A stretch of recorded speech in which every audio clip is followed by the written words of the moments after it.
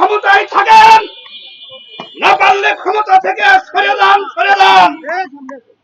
এইরকম ভাবে যদি দেশ চালান, শেখ হাসিনা তো বিমান নিয়ে পালাইছে, আপনারা বুড়া ছুড়া মানুষ পালাইবেন কেমনে?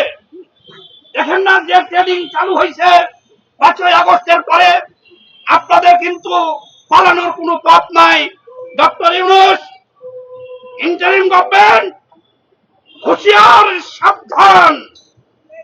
আপনার আমলনামায় অনেক কিছু কিন্তু জমা হয়েছে, আমরা পাই পাই করে হিসাব রাখতেছি। শেখ হাসিনার 16 বছরে তার আমলনামায় কত লুটপাট, কত বিলিয়ন ডলার, কত গুম, কত খুন, কত দুর্নীতি জমা হয়েছিল, আমাদের কাছে হিসাব ছিল, হিসাব আছে। সে জীবন নিয়ে পালিয়ে গেছে ভারতে।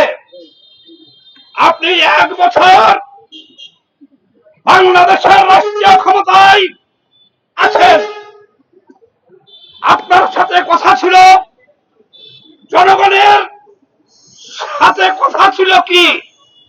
আপনি এর আগে তত্ত্বাবধায়ক সরকার দেখেন নাই?